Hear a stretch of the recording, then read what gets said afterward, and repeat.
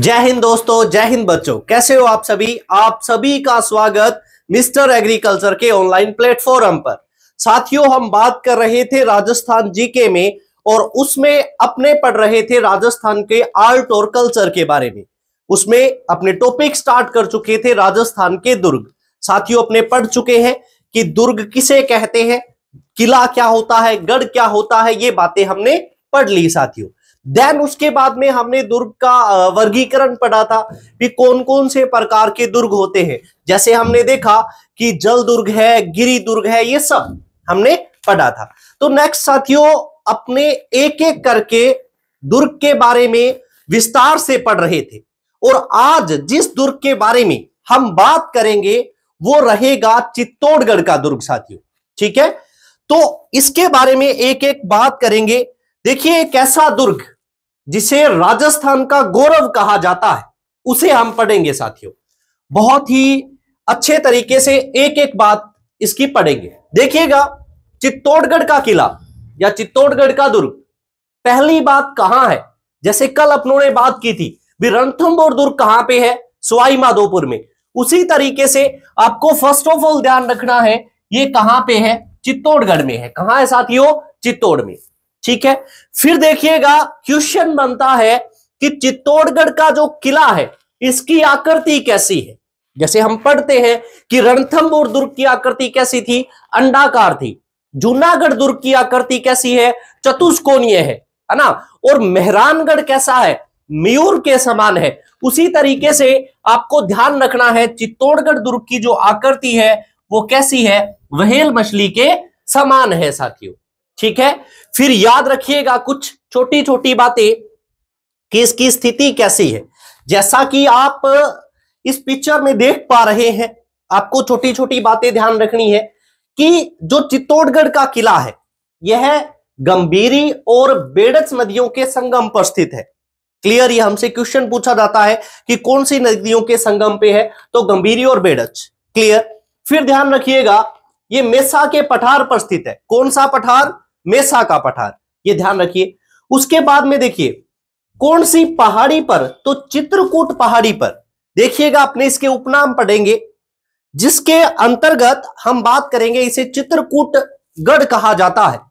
यानी कि इसकी स्थिति कहां पे है, वो है चित्रकूट पहाड़ी पर, जिसके कारण इसे क्या कहा जाता है, चित्रकूट दुर्ग कहा जाता है।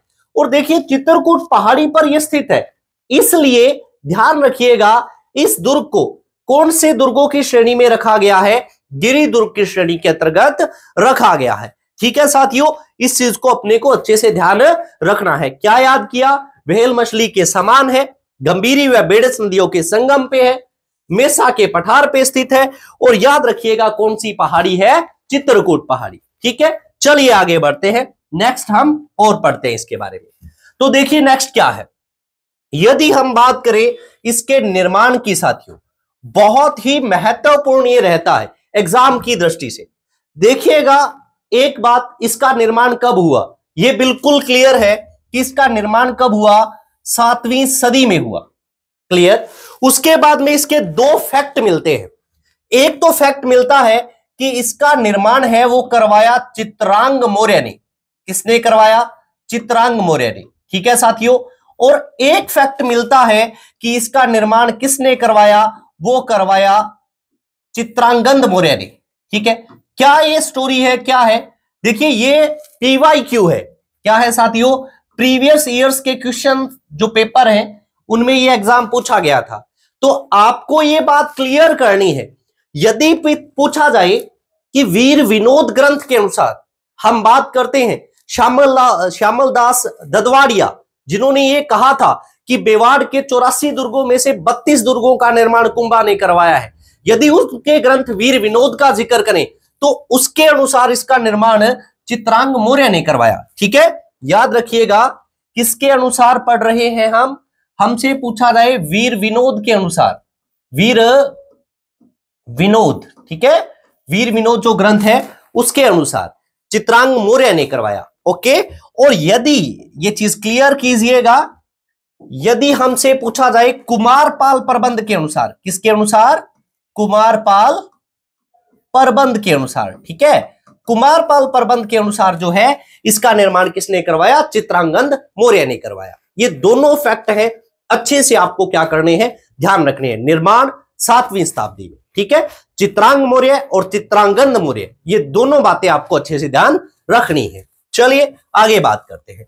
देखिएगा, फिर ध्यान रखिएगा, इसके अंदर अधिकांश जो भाग है, अधिकांश जो भवन है, उसका निर्माण किसके द्वारा करवाया गया? कुंभा के द्वारा करवाया गया, ठीक है।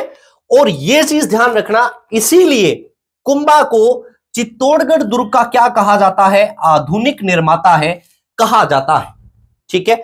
इस दुर्ग के बारे में एक कहावत प्रचलित है। क्या कहावत है? गढ़ तो चित्तौड़गढ़, बाकी सब क्या है? गड़या है। ये बात ध्यान रखना, यदि हमसे पूछा जाए कि ये किस दुर्ग के बारे में कहा गया है, तो चित्तौड़गढ़ दुर्ग के बारे में। ओके, ये चीजें आपको अच्छे से क्लियर करनी है, याद रखनी है। उम्मीद करता हूं ये आप याद कर पाएंगे, ठीक है। नेक्स्ट देखिएगा, नेक्स्ट आते हैं इसके उपनाम। इनको किन अन्य नामों से जाना जाता है? जैसे देखिए, फर्स्ट, इसे राजस्थान का गौरव कहा जाता है साथियों। क्या कहा जाता है? राजस्थान का गौरव। देखो, यदि अपने से दुर्ग ऑप्शन में नहीं हो या चित्तौड़गढ़ ऑप्शन में नहीं हो और क्वेश्चन आ जाए कि राजस्थान का गौरव किसे कहा जाता है, तो बताइए साथियों, आप क्या कहोगे? क्या आपका आंसर रहेगा? तो याद रखिएगा, जो राजस्थान का गौरव है, चित्तौड़गढ़ दुर्ग के अलावा किसे कहा जाता है? खेजड़ी को कहा जाता है। किसे कहा जाता है साथियों? खेजड़ी भी राजस्थान का गौरव है। और इसके अलावा जो चित्तौड़गढ़ दुर्ग है, इसे भी क्या कहा जाता है? राजस्थान का गौरव कहा जाता है, ठीक है। ये फैक्ट याद रखिएगा। चलो आगे बढ़ते हैं। इसके अलावा प्राचीन किलों का सिरमौर किस दुर्ग को कहा जाता है? चित्तौड़ को। और ध्यान रखिएगा, मालवा का प्रवेश द्वार, यानी कि अपने राजस्थान से यदि अपने मालवा में एंट्री करना चाहते हैं तो कहां से एंट्री होगी? चित्तौड़गढ़ की तरफ से, इसलिए इसे क्या कहा जाता है? मालवा का प्रवेश द्वार कहा जाता है। इसके अलावा देखिएगा, राजस्थान की दक्षिणी प्रवेश द्वार, यानी कि मालवा की तरफ से यदि राजस्थान में एंटर करते हैं तो इस साइड से होगा, तो इसे दक्षिणी प्रवेश द्वार कह दिया। या राजस्थान की दक्षिणी सीमा का प्रहरी भी इसे कहा जाता है, ठीक है। जैसे उत्तरी सीमा का प्रहरी हम बात करें भी, एक सिंपल सी बात है, इसमें तो कोई फैक्ट याद रखना ऐसा इतना टफ नहीं है। जैसे हम बात करें कि ये अपना प्यारा सा टेढ़ा मेढ़ा सा राजस्थान है, क्लियर। अब अपने से पूछा जाए, ये जो दिशा है ये उत्तर है ना, और यहां पे कौन सा फोर्ट है? बटनेर। कौन सा फोर्ट है? बटनेर। तो बटनेर को तो बोल दिया उत्तरी सीमा का प्रहरी, ठीक है। यहां पे है चित्तौड़गढ़, तो चित्तौड़गढ़ को क्या बोल दिया? दक्षिणी सीमा का प्रहरी बोल दिया, ठीक है। ये बात याद रखिएगा, एक सिंपल सी बात है। चलो आगे बढ़ते हैं। उसके बाद में ये बात मैंने आपको पहले ही बता दी कि चित्रकूट पहाड़ी पर स्थित है, इसलिए इसे क्या कहा जाता है? चित्रकूट दुर्ग कहा जाता है। इसके साथ साथ चित्तौड़गढ़ दुर्ग अपने त्याग और बलिदान के लिए फेमस है, तो इसे कहा जाता है त्याग और बलिदान का दुर्ग, ठीक है। चित्तौड़गढ़ दुर्ग में बहुत से मंदिर स्थित है, हम बात करेंगे, ठीक है। तो बहुत से मंदिर स्थित है, इसलिए इसे क्या कहा जाता है? दुर्गों का तीर्थ स्थल भी कहा जाता है, ठीक है। और याद रखिएगा, इसे ही खिजराबाद भी कहा जाता है। इसे ही क्या कहा जाता है? खिजराबाद कहा जाता है। ये सारे उपनाम हैं, अपने को अच्छे से लर्न करने हैं साथियों, ठीक है, ध्यान रखिएगा। चलो आगे बढ़ते हैं और नेक्स्ट हम पढ़ते हैं इसके बारे में। नेक्स्ट देखिएगा साथियों, हमें बात करनी है कि राजस्थान का सबसे बड़ा लिविंग फोर्ट, है ना।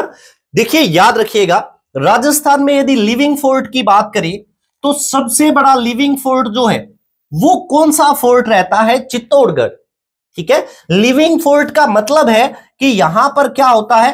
लोग निवास करते हैं, इसलिए इसे क्या बोला गया? Living fort. ध्यान रखना, चित्तौड़गढ़ दुर्ग में निवास के साथ साथ क्या होता है? कृषि कार्य भी किया जाता है, ठीक है। निवास के साथ साथ जो है वो कृषि कार्य भी किया जाता है, क्लियर। तो सबसे बड़ा लिविंग फोर्ट हमसे पूछा जाए तो वो चित्तौड़गढ़ है, और दूसरे नंबर पे जैसलमेर है। आपको ध्यान रखना है, जैसलमेर में सिर्फ निवास है, यानी कि एग्रीकल्चर यानी कि खेती है वो नहीं की जाती। तो सबसे बड़ा चित्तौड़गढ़, जिसमें खेती भी की जाती है। क्लियर, याद रखिएगा। चलो आगे बढ़ते हैं, हम नेक्स्ट पढ़ते हैं। नेक्स्ट देखिएगा, हम बात करते हैं इसके 7 प्रवेश द्वार। देखो यहां पे बहुत से कंसेप्ट क्लियर करने हैं, ठीक है। अपनों ने बात की थी लास्ट वीडियो में, जैसे रणथंभौर दुर्ग है ना, उसमें अपनों ने प्रवेश द्वार पढ़े थे, जैसे नवलखा दरवाजा है, सूरज पोल है, हाथी पोल है, तिरपोलिया दरवाजा है, गणेश पोल है, ये सब पढ़े हमने, ठीक है। इसमें कितने प्रवेश द्वार है, पहली बात आती है। तो याद रखिएगा, चित्तौड़गढ़ दुर्ग में 7 प्रवेश द्वार है। कितने रहते हैं साथियों? 7 प्रवेश द्वार हैं। उम्मीद करता हूं आपको याद रह जाएंगे। नेक्स्ट देखो, अब आपको क्लियर करना है कि क्या ये 7 के नाम याद रखें, तो कोई जरूरी नहीं है साथियों, ठीक है। आपको 3 प्रवेश द्वार हैं, वो अच्छे से लर्न करने हैं। कौन से देखते हैं अपने?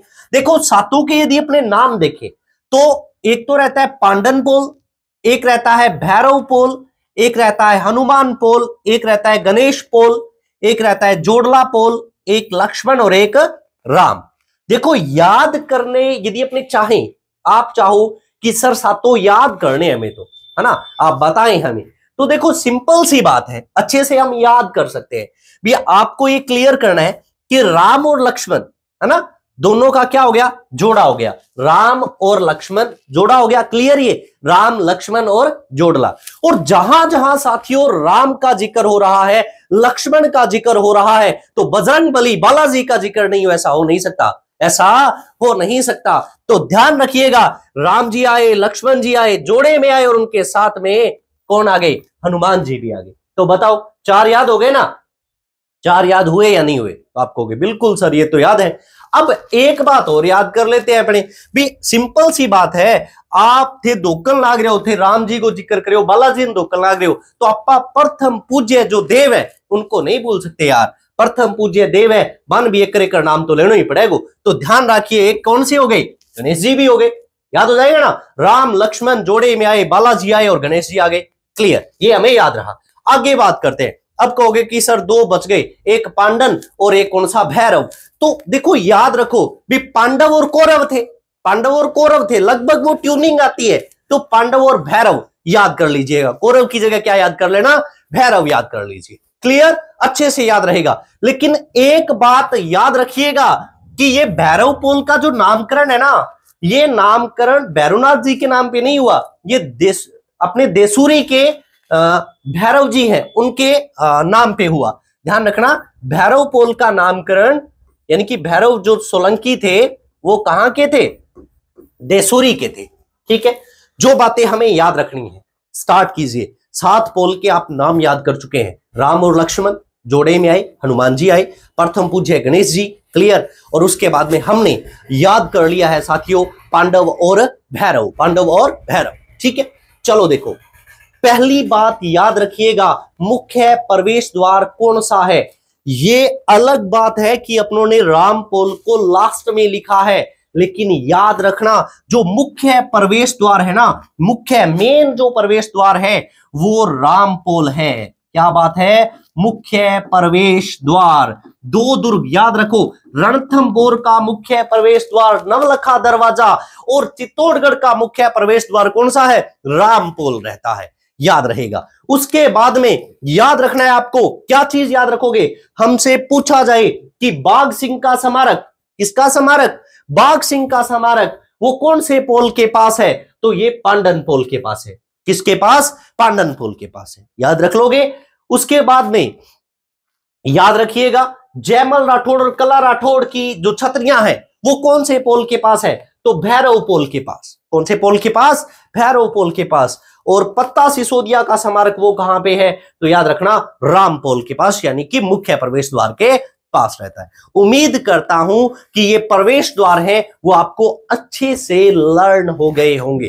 ठीक है, अब इन प्रवेश द्वारों के साथ साथ याद रखिएगा एक बारी के बारे में, है ना। बारी समझते हो क्या क्या होती है? आपने एक पंजाबी सॉन्ग भी सुना होगा, सामने चुवारे वाली बारी होए, है ना। बारी यानी कि खिड़की, बारी यानी कि खिड़की। ओके, ध्यान रखना, वो अच्छे से वो गाना गाता है, सामने चुवारी वाली बारी होए, कदी अद्धी खुले कदी सारी होए, यानी कि खिड़की खुलती है, क्लियर? तो वो उसका जिक्र कर रहा है। तो जनरली हमें यह ध्यान रखना है कि चित्तौड़गढ़ जो दुर्ग है ना, इसकी उत्तरी दिशा में, कौन सी दिशा में? उत्तर की दिशा में, है ना, एक खिड़की है जिसे क्या कहा गया? लाखोटा बारी कहा गया। क्या कहा गया? लाखोटा। ठीक है, अच्छे से याद रख लीजिएगा। प्रवेश द्वार आपने देख लिया है, रामपोल, और कई बार बारी की खिड़की भी जरूरत पड़ जाए इन्हें बिना उन खातर, तो लाखोटा बारी ध्यान रख लियो। ठीक है, चलो आगे बढ़ते हैं, नेक्स्ट और पढ़ते हैं हम।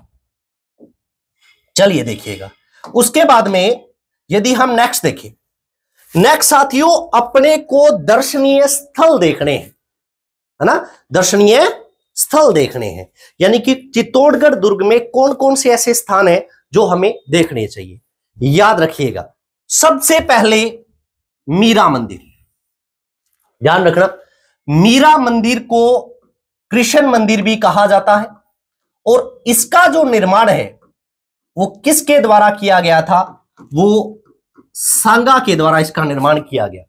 हम सबको पता है साथियों, अपने अच्छे से पढ़ते हैं हिस्ट्री या मीराबाई के बारे में, मेवाड़ के इतिहास के बारे में अच्छे से पढ़ते हैं, और हमें यह पता है कि मीरा का जो विवाह है वो किसके साथ हुआ?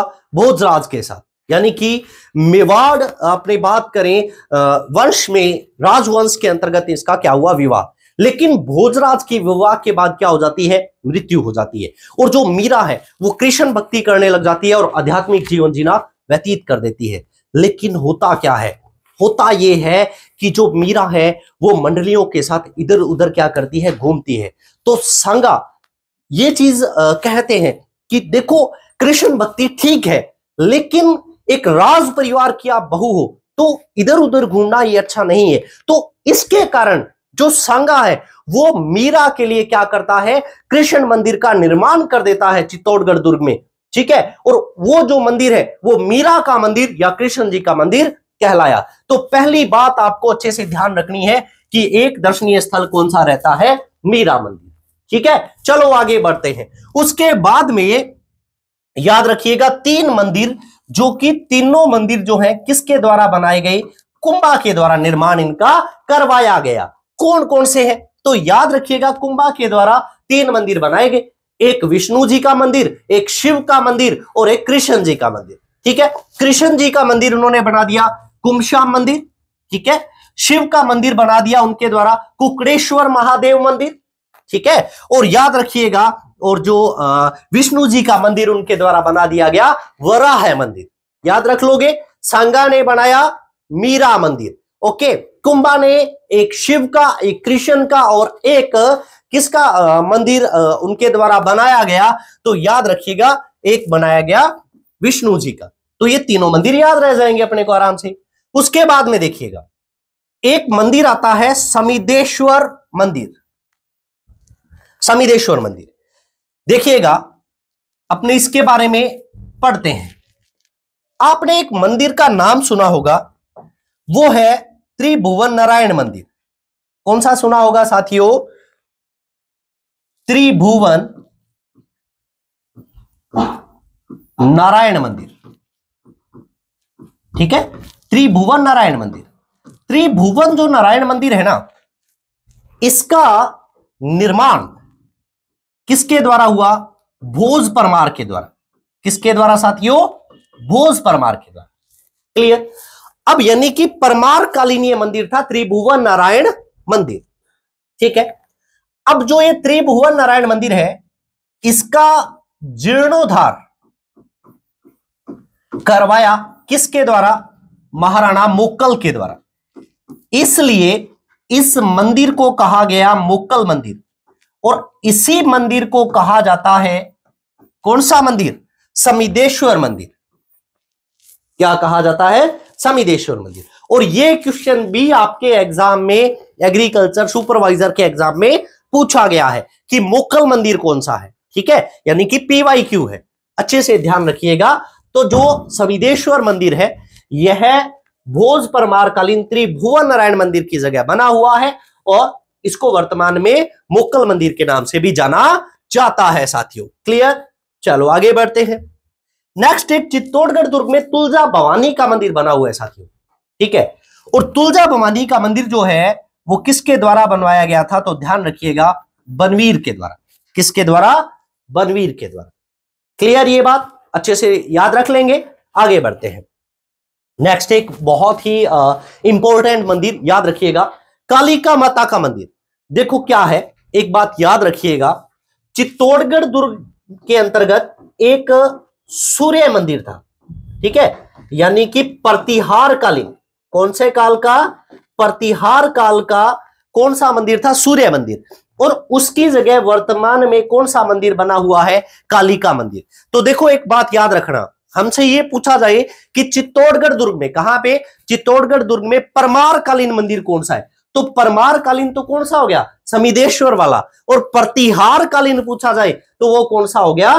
कालिका माता का मंदिर। ठीक है, इस बात को अच्छे से याद रख लेना है आपको। ठीक है, चलिए आगे बढ़ते हैं। देन हम बात करेंगे सतबीस देवरी। सतबीस देवरी, देखो एक चीज क्लियर करना, अपने इसको बोलते हैं सतबीस देवरा जैन मंदिर। ठीक है, यदि पश्चिमी राजस्थान का जिक्र करें और देवरा वर्ड आ जाए तो याद रखना साथियों, वो रामदेव जी के मंदिरों के लिए आता है। और यदि यही देवरा वर्ड हमारे दक्षिण राजस्थान में आता है तो इस देवरा का मतलब होता है जैन मंदिर।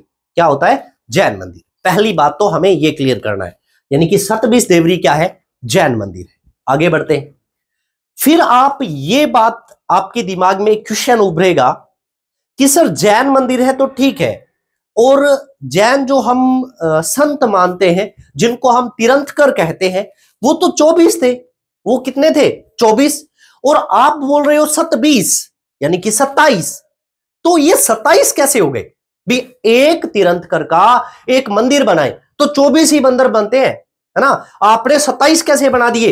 ये भी क्वेश्चन आता है। तो ध्यान रखिएगा, इसमें 24 जो मंदिर है वो तो जैन तीर्थंकर के हैं, और 3 मंदिर जो है ना, जो 3 मंदिर है वो किनके हैं? वो शिव जी का है, ब्रह्मा जी का है और विष्णु जी का है। ठीक है, तो 24 वो हो गए, 3 अपने वाले हो गए, टोटल मिला के कितने हुए? 27। कितने हुए साथियों? 27। और ये बन गया सतबीस देवरा जैन मंदिर। उम्मीद करता हूं ये कंसेप्ट आपको अच्छे से क्लियर हो गया होगा। चलिए आगे बढ़ते हैं। नेक्स्ट एक और जैन मंदिर आपको अच्छे से दिख रहा होगा, वो है श्रृंगार चवरी। साथियों मैं आपसे एक क्वेश्चन पूछना चाहूंगा कि चवरी वर्ड क्या आपने पहले पढ़ा है क्या? तो आप एकदम से मेरे को रिप्लाई करोगे कि सर हाँ, चवरी तो मैंने पढ़ा है, हमने सबने पढ़ा है। और चवरी तो एक कोई टेक्स्ट बुक्स था, कोई कर था जो कि लड़की के विवाह पे लिया जाता था। तो बिल्कुल साथियों ये वही है ना? लेकिन ये मंदिर कैसे बना? क्या है इसका नाम? श्रृंगार चवरी हो गया। तो कहीं ना कहीं चवरी का जिक्र होगा, कहीं ना कहीं किसी लड़की के विवाह का जिक्र होगा, वो सारी बातें। ठीक है, तो बात करते हैं। देखो क्या है, पहला क्वेश्चन उठ के आता है कि श्रृंगार चवरी जैन मंदिर का निर्माण किसने करवाया? तो एक वर्ड याद रखिएगा, आपके सामने आएगा वेलका। क्या नाम आएगा? वेलका के द्वारा इसका निर्माण करवाया गया। कौन था ये वेलका? तो ध्यान रखना, ये कुंभा का कोषाध्यक्ष था। कुंभा का कोषाध्यक्ष था वेलका। और ध्यान रखिएगा ये चवरी, तो ये क्लियर करना कि कुंभा की एक संगीतज्ञ पुत्री थी जिसको उपाधि दी जाती है बागीश्वरी की। कौन सी? बागीश्वरी की। तो यहां पे रमाबाई, कुंभा की पुत्री रमाबाई, उसका विवाह हुआ था। ठीक है, तो ध्यान रखिएगा रमाबाई का विवाह, रमाबाई का विवाह है। अब विवाह आया तो चवरी आया और श्रृंगार आ गया। तो ध्यान रखिएगा श्रृंगार चवरी जैन मंदिर, ये भी रमाबाई यानी कि मेवाड़, मेवाड़ यानी कि चित्तौड़गढ़ दुर्ग से संबंधित है। ठीक है, उम्मीद करता हूं ये मंदिर आपको याद रहे होंगे। देखो याद करते हैं आराम से, फटाफट से याद होता है। सांगा ने बनवाया मीरा मंदिर, कुंभा ने 3 मंदिर बनाए, एक शिव का कुकड़ेश्वर महादेव, एक विष्णु का वराह मंदिर, एक कृष्ण जी का कुंभशाम मंदिर। याद हो जाएगा ना? देन आगे बढ़ते हैं। बनवीर ने बनाया तुलजा भवानी का मंदिर, मोक्कल ने जीर्णोद्धार करवाया समिदेश्वर मंदिर, प्रतिहार कालीन सूर्य मंदिर की जगह बना हुआ है तो अपने को पता है कालिका माता का मंदिर, और 2 जैन मंदिर, एक सतबीस देवरी और एक श्रृंगार चवरी। ये चित्तौड़गढ़ दुर्ग में स्थित क्या है? मंदिर है। तो काफी मंदिर हो गए, इसीलिए तो याद कीजिए चित्तौड़गढ़ दुर्ग को क्या कहा जाता था साथियों? चित्तौड़गढ़ दुर्ग को दुर्गों का तीर्थ स्थल कहा जाता है ना। तो एक एक बात को याद रखना है साथियों, कोई भी बात ऐसे नहीं कही जाती, उसका रीजन होता है, ठीक है। तो यही रीजन था कि हमने दुर्गों का तीर्थ स्थल कह दिया, बहुत मंदिर है ना। चलो आगे बढ़ते हैं। अब मंदिरों का जिक्र हो गया तो महलों का जिक्र करते हैं। किसका जिक्र करते हैं? महलों का। याद रखिए, देखो क्या है, एक महल याद कर लेना। कौन सा महल आपको क्लियर करना है? कंवरपदा का महल। तो ये जो कंवरपदा का महल है ना, यही तो मीरा महल कहलाता है। यानी कि किसका महल था ये? मीरा महल। किसने निर्माण करवाया? सांगा ने निर्माण करवाया। किसने करवाया? सांगा ने। देखो, सांगा के द्वारा मंदिर बना दिया गया कि मीरा यहां पे आप कृष्ण जी की भक्ति करें, ठीक है। तो उनके रहने के लिए भी तो महल बनाया होगा, तो मंदिर हो गया और एक महल हो गया। बस ये है कि वो मीरा मंदिर के नाम से ही फेमस हो गया और ये जो महल था ये कंवरपदा के नाम से फेमस हो गया। क्लियर ये बात? ओके। अब देखो, अब एक बात और आपको याद आ रही होगी कि मीरा के गुरु का नाम क्या था? तो मीरा के गुरु का नाम था रैदास, रविदास। तो जहां पे मीरा मंदिर है, जहां पे मीरा महल है, तो गुरु कैसे पीछे रह सकते हैं? तो वहीं पे बनी हुई है रैदास की छतरी। क्या बनी हुई है? रैदास की छतरी। बताओ, ये दो बातें याद हो जाएंगी, रैदास की छतरी और मीरा का महल, ये दोनों याद हुए। आगे बढ़ते हैं, देखिएगा। अब हम याद करें, यदि चित्तौड़गढ़ का पहला साका है ना, उसमें जो रानी थी वो कौन सी? पद्मनी। तो कौन सा महल हो गया? पद्मनी महल। और सेनापति थे कौन? गोरा बादल। तो गोरा बादल महल। ये भी याद हो जाएंगे ना, भी रानी का महल बना दिया और सेनापतियों का महल बना दिया, गोरा बादल और पद्मनी, ठीक है। ये बात याद रखिएगा। आगे बात करते हैं, एक महल बनता है, कौन सा? खातन रानी का महल, ठीक है। उसके बाद में दो हवेलियां याद रखना साथियों, एक तो भामाशाह की हवेली, महाराणा प्रताप की सहायता करने वाले, है ना, और एक हिंगलू आहाड़ा की हवेली। बहुत इंपॉर्टेंट बात है, एग्जाम की दृष्टि से मोस्ट मोस्ट मोस्ट इंपॉर्टेंट है, आपको बहुत कम पढ़ने को मिलेगा। तो हिंगलू आहाड़ा डूंगरपुर से है ये, उनकी हवेली। क्लियर? अब यहां पे अच्छे से, वो कहते हैं ना, आंखें फाड़ फाड़ के आपको देखना है, कानों से अच्छे से सुनना है। मैं यहां ये बोल रहा हूं भामाशाह की हवेली, भामाशाह की हवेली चित्तौड़गढ़ में है साथियों। भामाशाह की छतरी वो नहीं बोल रहा मैं। तो याद रखना, हवेली तो चित्तौड़गढ़ में है, और यदि भामाशाह की छतरी पूछ लेना, क्या पूछ ले? छतरी, तो वो कहां पे है? उदयपुर में है। कहां पे है? उदयपुर में है। अब आप ऐसे मत कह देना कि सर हमें तो बब्बू मान वाली छतरी याद आती है, मित्रादि छतरी, है ना, वो छतरी नहीं है, कहीं ये तो मरने के बाद बनाई जाती है, आपको भी पता है, तो वो वाली है, ठीक है। तो भामाशाह की छतरी कहां पे है? उदयपुर में। और भामाशाह की हवेली कहां पे है? चित्तौड़गढ़ में, ठीक है। अच्छे से याद रखिएगा। आगे बढ़ते हैं। उसके बाद में देखिए, अपने एक दुर्ग में महलों का जिक्र कर लिया, मंदिरों का जिक्र कर लिया, तो वहां पे इंपॉर्टेंट बात ये होती है कि जल सोर्स क्या है, पानी के सोर्स क्या है, ठीक है। तो ध्यान रखना, एक तो था रत्नेश्वर तालाब। कौन सा तालाब? रत्नेश्वर तालाब। और एक था वहां पे भीमलत झरना या भीमलत तालाब, ठीक है। अब आप एक बात और अच्छे से ध्यान रखिएगा साथियों, ये भीमलत झरना है, भीमलत जलप्रपात नहीं है, भीमलत जलप्रपात नहीं है। क्योंकि भीमलत जलप्रपात कहां पे है? तो याद रखिएगा, बूंदी में है। कहां पे है? बूंदी में है। और कौन सी नदी पे बना हुआ है? मांगली नदी पे। जैसा कि आपको याद रखना है, आप सब पढ़ते रहते हो कि भीम के द्वारा क्या किया गया? बूंदी को मांग लिया गया। भीम के करे हो? बूंदी मांग ली, ठीक है। तो याद रखिएगा, भीमलत जलप्रपात बूंदी में है और कौन सी नदी पे है? मांगली नदी पे है। आराम से इसको याद कीजिएगा। इसके साथ एक और तालाब कौन सा रहता है? कुंभ सागर तालाब, ठीक है। अच्छे से इसको अपने को लर्न करना है। उम्मीद करता हूं ये आपको अच्छे से याद रहेगा। अब देखिएगा, नेक्स्ट हम बात करते हैं दर्शनीय स्थलों में इस दुर्ग में स्थित विजय स्तंभ की। जैसे ही विजय स्तंभ का नाम आता है, आपके एक दिमाग में आता है कि क्या विजय स्तंभ ही कीर्ति स्तंभ है? क्या विजय स्तंभ और कीर्ति स्तंभ अलग अलग है?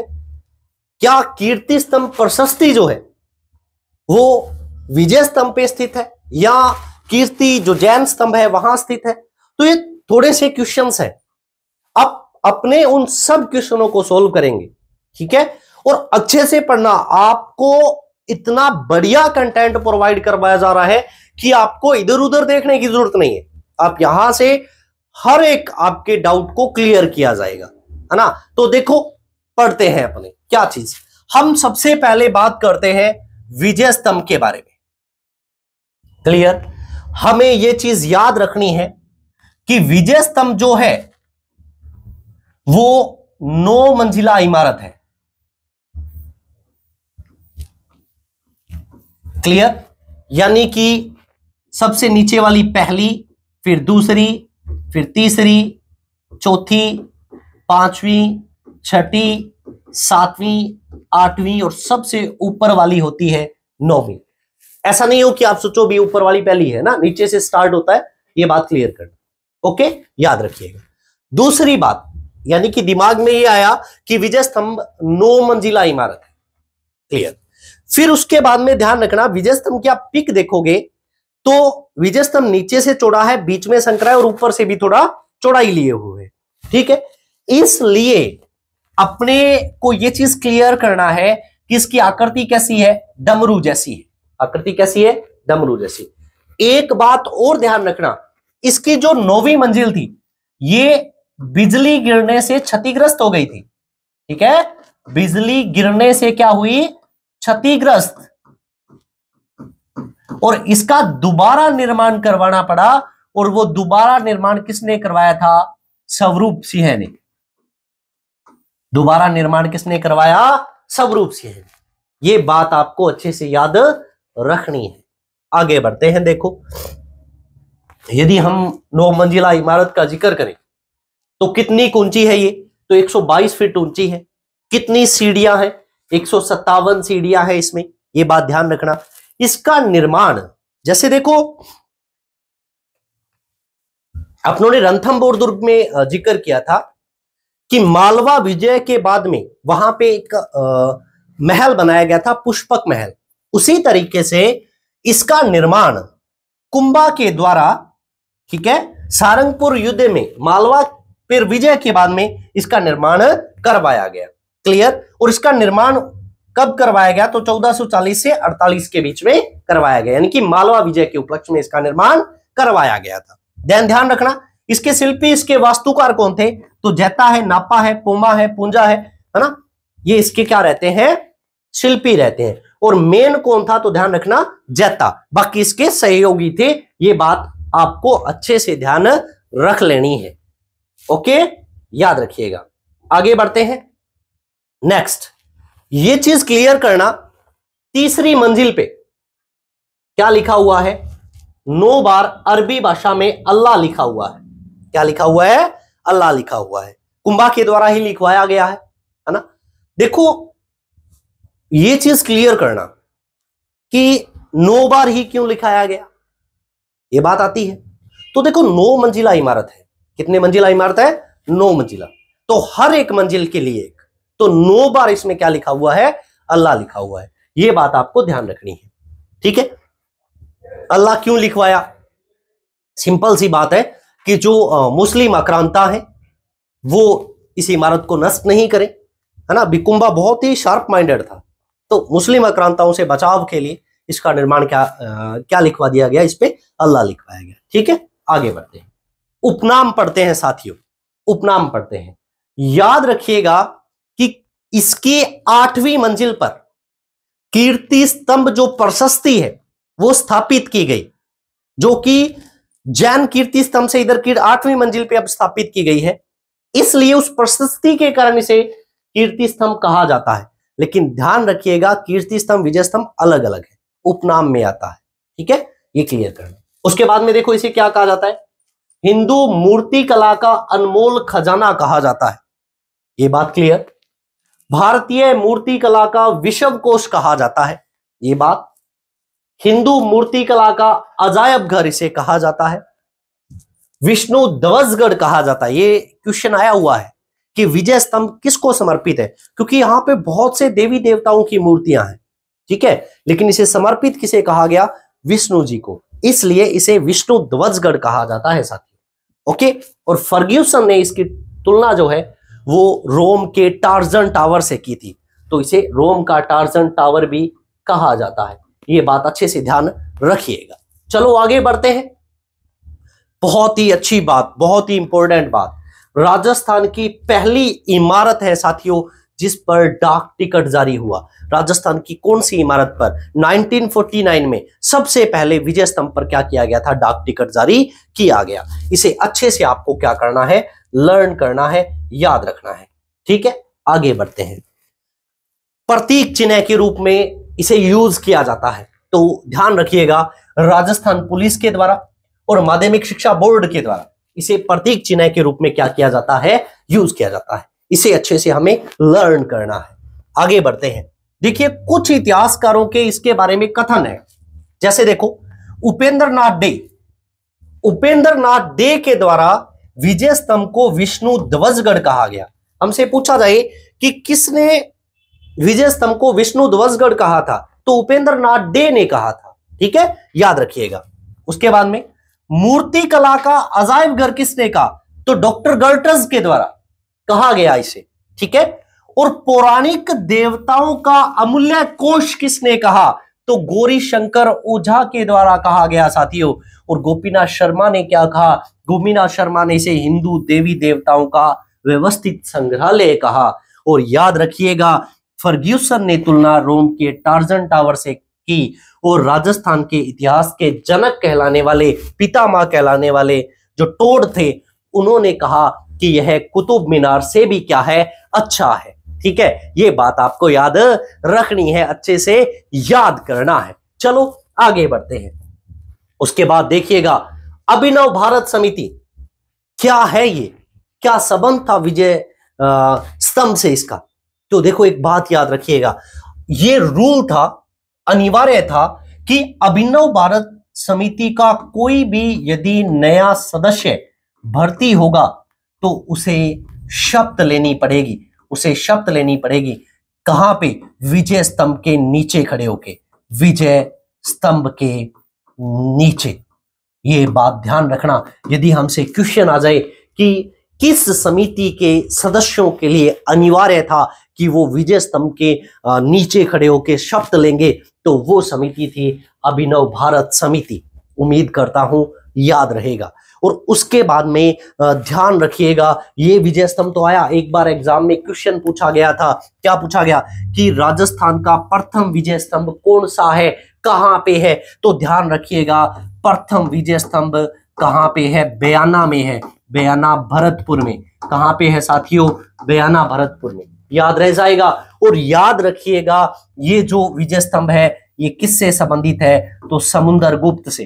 किससे, समुद्रगुप्त से। तो यदि हमसे ये पूछा जाए कि हमारे यहाँ का पहला विजय स्तंभ, तो आप कहोगे बयाना के अंतर्गत, और कौन से काल से संबंधित है, तो गुप्त काल से संबंधित है। ठीक है, इस बात को आपको अच्छे से लर्न करना है। चलिए आगे बढ़ते हैं। नेक्स्ट देखिएगा, अब ये तो आपने विजय स्तंभ पढ़ लिया। ठीक है, एक और इमारत, एक और स्तंभ जो चित्तौड़गढ़ दुर्ग में स्थित है, जिसे हम कहते हैं जैन कीर्ति स्तंभ। वास्तव में ये है वो कीर्ति स्तंभ। ठीक है, ध्यान रखना। अब कितना डिफरेंस है, क्या है, वो हम देखते हैं। जैन कीर्ति स्तंभ का निर्माण कब हुआ था, 12वीं शताब्दी में। किसके द्वारा करवाया गया, तो जैन व्यापारी बघेरवाल जीजा के द्वारा क्या किया गया था, इसका जो है वो निर्माण करवाया गया। तो ये 7 मंजिला, कितने मंजिला, 7 मंजिला भवन है, और किसको समर्पित है, तो आदिनाथ को ये समर्पित है। ठीक है, तीर्थंकर आदिनाथ को ये समर्पित है, ये बात याद रखनी है। अब देखिएगा, आपको ये बात क्लियर करनी है कि इसके वास्तुकार कौन थे। जैसे उधर अपने ने बात की जैता, ये सब, तो इसके वास्तुकार रहते हैं एक तो उपज, और एक कौन से रहते हैं, देपा, यानी कि देपा जिसको अपने देपाक कहते हैं। क्या कहते हैं, देपाक, ये वही है। तो जैन कीर्ति स्तंभ के ये वास्तुकार रहते हैं। तो जैन कीर्ति स्तंभ प्रशस्ति, ये भी ध्यान रखना, विजय स्तंभ की 8वीं मंजिल पर अब स्थापित की हुई है। कब लिखा गया? तो 1460 के अंतर्गत। किसने लिखना स्टार्ट किया? तो अत्रि ने इसे लिखना स्टार्ट किया। और इसे पूरा किसने किया? तो उसके पुत्र महेश भट्ट के द्वारा इसे क्या किया गया? पूरा किया गया। ये बात हमें अच्छे से लर्न करनी है साथियों, याद रखनी है। ठीक है, चलो आगे बढ़ते हैं। उसके बाद में देखिएगा, हमें बात करनी है इस दुर्ग में हुए साकों के बारे में। हम सबको पता है चित्तौड़गढ़ दुर्ग में 3 साके हुए, है ना। पहला साका जो हमें पढ़ना है, बस वो यही बातें ध्यान रखनी है। कब हुआ? तो 1303 में। तब यहां पे राजा कौन था? तो ध्यान रखना, महाराणा रतन सिंह। और किसने आक्रमण किया? बाहरी आक्रांता कौन था? तो अलाउद्दीन। किसने जोहर किया? तो रानी पद्मनी ने। ये पूरी स्टोरी हम बात करते हैं। और रतन सिंह के सेनानायक कौन थे? गोरा बादल, जिनके अपनों महल पड़े हैं साथियों। ठीक है, याद रखिएगा। और इस दुर्ग को जीतने के बाद अलाउद्दीन ने खिजर खां को इसका प्रशासक नियुक्त किया। और इस दुर्ग का नाम है वो क्या कर दिया? खिजराबाद कर दिया साथियों, ध्यान रखना।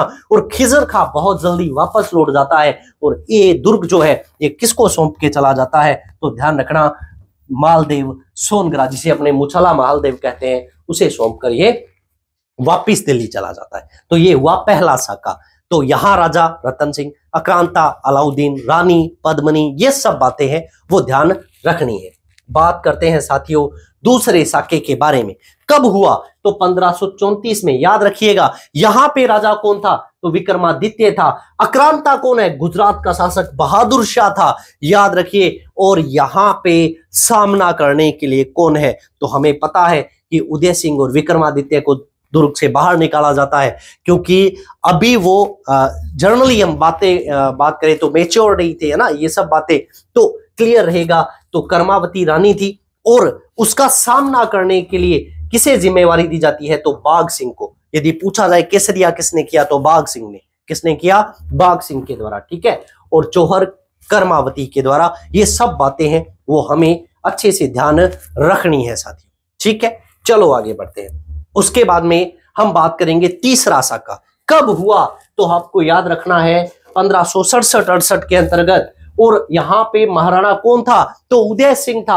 आक्रांता कौन है? अकबर के द्वारा आक्रमण किया गया था। और दुर्ग की जिम्मेवारी देखिएगा, उदय सिंह खुद निकल जाते हैं और दुर्ग की जिम्मेवारी किसको देते हैं? फतेह सिसोदिया और जयमल राठौड़ को सौंपी जाती है।